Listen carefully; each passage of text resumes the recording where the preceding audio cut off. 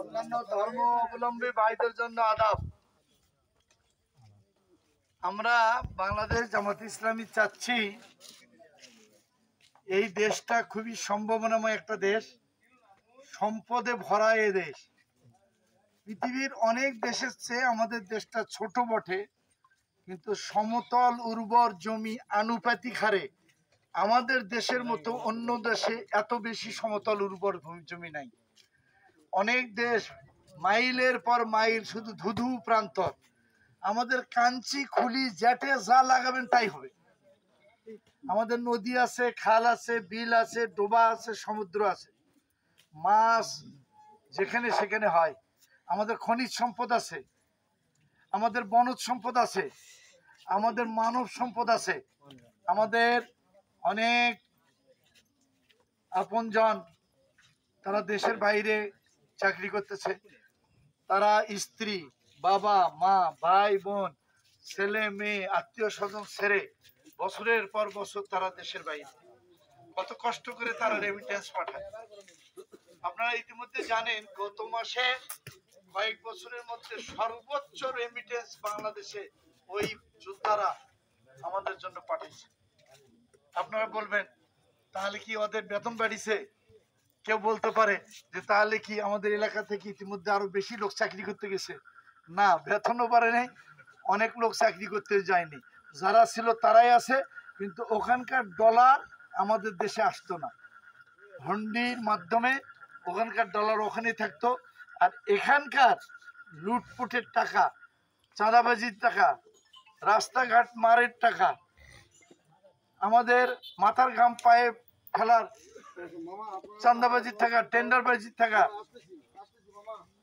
বিভিন্ন প্রকল্প নিয়েছে 10 কোটি টাকার, খরচ হয়েছে 1 কোটি টাকা, 9 কোটি টাকা লুটপাট। এই টাকাগুলো যারা আমাদের রেমিটেন্স যোদ্ধা তাদের বাবা তাদের স্ত্রীর কাছে এখানে টাকা দিত, আর ওখানকার ডলার তারা নিয়ে নিত। ভাইরা আমার, আমাদের দেশের যে সম্পদ আছে, এই সম্পদ সুষ্ঠু ব্যবহার যদি করা যায়, যথাযথ উৎপাদন করা যায়, আর লুটপাট দুর্নীতি যদি বন্ধ করা যায়, তাহলে 5 বছরের মধ্যে বাংলাদেশ একটা সমৃদ্ধির বাংলাদেশ পরিণত হবে। আমাদের ঋণ নির্ভর বাজেট করতে হবে না, সাহায্য নির্ভর বাজেট করতে হবে না, আমাদের অর্থে আমরা বাজেট করব। ভাইরা আমার, আপনারা ইতিমধ্যেই পত্রপত্রিকা প্রতিদিন আসতেছে সেই লুটপাটের খবর। এতদিন এই লুটপাটের খবর কোন পত্রিকা দিবে সেই পত্রিকার সাহসও ছিল না। আর আমরা যে কথা বলবো, আমাদের কথা বন্ধ হয়ে গেছিল, আমাদেরকে কথা বলতে দেওয়া হয়নি। আজকেই বলুন, 5ই আগস্টের আগে যদি এই প্রোগ্রাম করতাম এতক্ষণ পিকআপ আসতো কিনা? সুতরাং আমাদেরকেও জনগণের কাছে সঠিক কথা বলতে দেওয়া হয় নাই। আমরা 28টা মামলার আসামি। আমি কয়েকবার জেলখানায় গেছি। প্রথমে আমাকে জেলে রাখছিল 8 মাস 14 দিন সেলের মধ্যে। এইভাবে আমাদের উপর জুলুম, নির্যাতন, নিপীড়ন হয়েছে।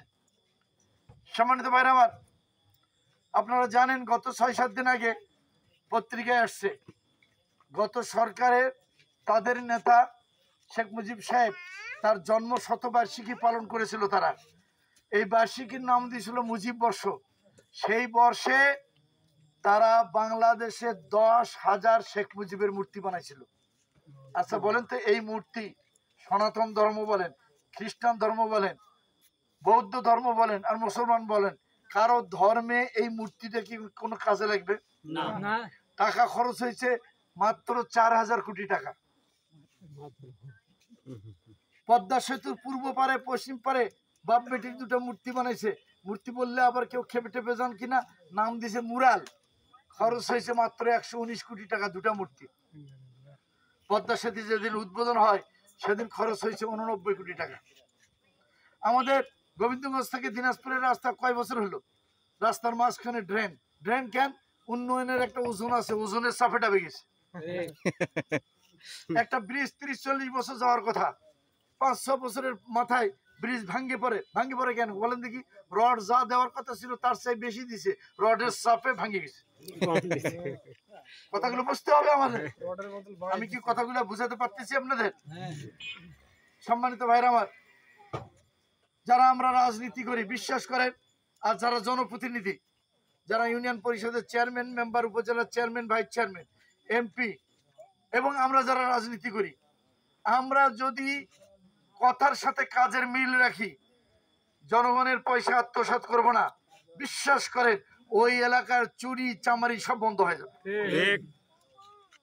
মদের আসর বন্ধ হবে, জুয়ার আসরও বন্ধ হবে। আপনারা জানেন, এই যে আমরা এত কষ্ট করে আমাদের ছেলে মেয়েদেরকে যে লেখাপড়া শিখাচ্ছি, এই মাদক যদি বন্ধ না করা যায়, আপনার সারা জীবনের এতদিনের সমস্ত শ্রম বৃথা হয়ে যাবে। আপনার ছেলে যদি মাদক আসক্ত হয়ে যায়, সব পয়মাল, বলেন কথাটা ঠিক কিনা? ঠিক। এই মাদকে আসক্ত হচ্ছে কেন বলেন দেখি?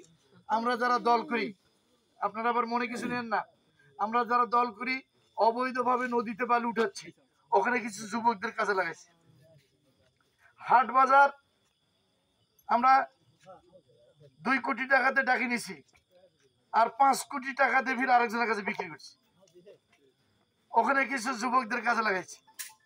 পরিবহন শ্রমিক, পরিবহনে বাস ট্রাক, সেখানে চাঁদা আদায়ের জন্য কিছু শ্রমিককে কাজে লাগাইছি। বড় বড় শহরে ফুটপাতের দোকান বসে, সেখানেও ওই দোকানদারের কাছ থেকে চাঁদা নেই। সম্মানিত ভাইয়ের আমার, এই যুবকদের হাতে যখন কাঁচা টাকা আসে, তখন এই টাকা কোন পথে খরচ করবে? খারাপ পথে ইনকাম টাকা ভালো পথে ব্যয় করবে না খারাপ পথে? খারাপ পথে ব্যয় হয়। সুতরাং জুয়া খেলবে, সুতরাং গাঁজা খাবে, সুতরাং নেশা পানি খাবে। এখন এই নেশা পানির টাকা যখন হাতের থেকে ফুরে যায়, তখন তো তার নেশা বন্ধ হবে না, নেশায় তো আসক্ত হয়ে গেছে, তখন চুরি করবে, রোড রবারিং করবে। বলেন কথাটা ঠিক কিনা? ঠিক। সুতরাং আমরা ঐক্যবদ্ধ যদি হই, আর ভালো সৎ নেতা যদি আমরা সব জায়গায় প্রতিষ্ঠা করতে পারি, বাংলাদেশ সোনার বাংলাদেশ পরিণত হবে। আমি আপনাদেরকে অনুরোধ করি, যখন নির্বাচন আসে, চেয়ারম্যান মেম্বার দাঁড়ায়, আমরা তাদের কাছে 2-1 হাজার টাকা নিয়ে যদি ভোট দেই, এই টাকাটা তারা তুলবে কিনা? কোথেকে তুলবে বলেন? ওই যে রাস্তার মাঝখানে ড্রেন হবে, বোঝেন নি কথাটা? বুঝছি। দুস্থ মাতার কার্ড বিক্রি করবে, বিধবার কার্ড বিক্রি করবে। এই যে ঈদে এবার গরিব মানুষদেরকে 10 কেজি করে চাল দিল, বাড়িতে নিয়ে যায় ওজন করে দেখে 8 কেজি। 5200 গরিব মানুষের তালিকা ইউনো অফিসে জমা হয়েছে, হিসাব করে দেখা যাচ্ছে 1200 লোক তার নাম আছে, 100টা চাউল পাই। আমার কথাটা কি বুঝতে পারলেন? অতএব আপনাদের কাছে আবেদন, আমরা 2-1 হাজার টাকা ছাড়া কি 5 বছর চলবে না? অবশ্যই। 2-1 কেজি জিলাপি ছাড়া কি আমার ছেলেরা জিলাপি খাবে না? অতএব আমরা আগামীতে সৎ নেতা, শুধু এমপি নয়, শুধু উপজেলার চেয়ারম্যান, ভাইস চেয়ারম্যান নয়, union chairman, member, school college মাদ্রাসার কমিটি ভালো লোক করতে হবে। ঠিক। মসজিদের কমিটির লোক ভালো লাগবে, মন্দিরের কমিটির লোক ভালো লাগবে, গির্জার কমিটির লোকও ভালো লাগবে। আমরা কি সবাই ভালো লোককে নির্বাচিত করব? ইনশাআল্লাহ। হাত তোলেন দেখি। ইনশাআল্লাহ। আল্লাহু আকবার। আপনাদের সবাইকে ধন্যবাদ, মোবারকবাদ। আপনাদের কাছে একটা আবেদন রেখে শেষ করতেছি, যদি কথাগুলো ভালো লাগে, কথাগুলো নিজের পেটতেই থুবেন না বাড়ির যায় না করবেন? বউ করবেন না, তারা কি বেটা বেটি বাপ মা বাসা থাকলে বেটার বউ, নাতি নাতনি, বন্ধু বান্ধব, আত্মীয় স্বজন, পাড়া প্রতিবেশী, সবাইকে বলতে হবে এবং ঐক্যবদ্ধ হতে হবে। ঐক্যবদ্ধ হলে চোরেরা ভয় করবে। ঠিক। আমাদেরকে ঐক্যবদ্ধ হওয়ার জন্য আমরা যেন চেষ্টা করি। সবাইকে ধন্যবাদ, মোবারকবাদ। অমুসলিম ভাইদের জন্য আদাব, আন্তরিক শুভেচ্ছা। ভালো থাকুন, সুস্থ থাকুন। আল্লাহ হাফেজ। আল্লাহ হাফেজ।